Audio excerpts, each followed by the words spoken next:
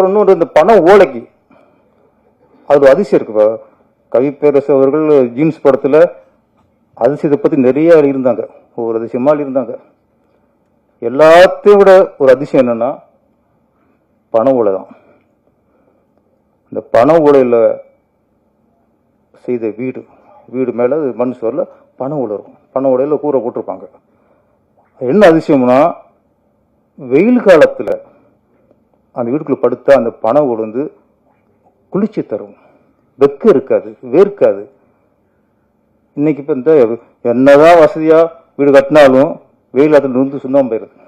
ஏசிலாம் இன்னைக்கு மனசு இருக்க முடியாது. கூரை வீட்டுக்கு ஏசி பண ஓலை. சரி, ஓகே, வெயில் காலத்துல அப்படி இருக்கு. அப்ப மழை காலத்துல இன்னும் குளிருமே? அதான் இல்லை.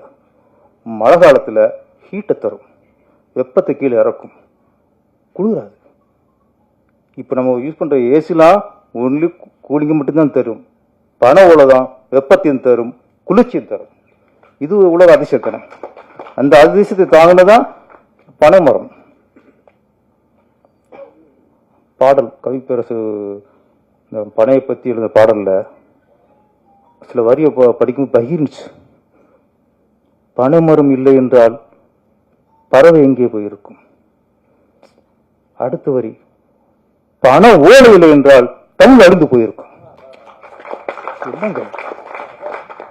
அப்போ பண ஓலை இல்லைன்னா ஊவே சாமிநாயர் எதை பதிச்சுப்பா, எதை புதுப்பிச்சு தமிழை புதுப்பிச்சிருப்பாரு, அழிஞ்சு போயிருக்கும்.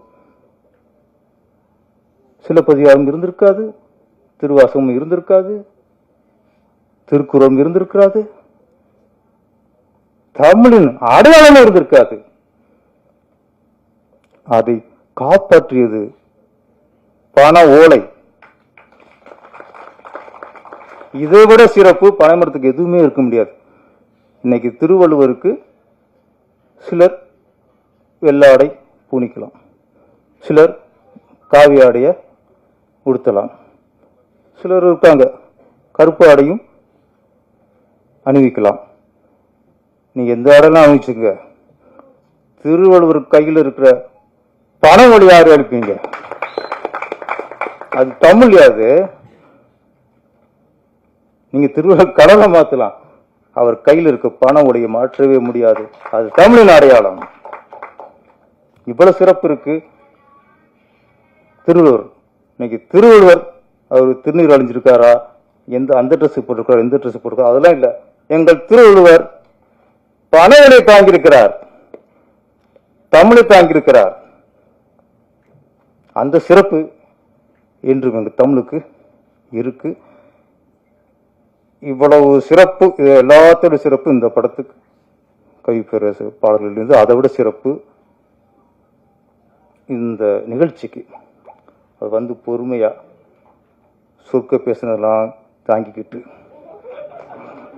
நாம் பேசுனதெல்லாம் அதோட நாம் பேசுனதெல்லாம் தாங்கிட்டு, அந்த பொறுமை இருக்காருல்ல, அவர் பொறுமை பேரரசு. ஓகே, இந்த படம் மிகப்பெரிய வெற்றி அடைய என்னுடைய வாழ்த்துக்கள். நன்றி, வணக்கம்.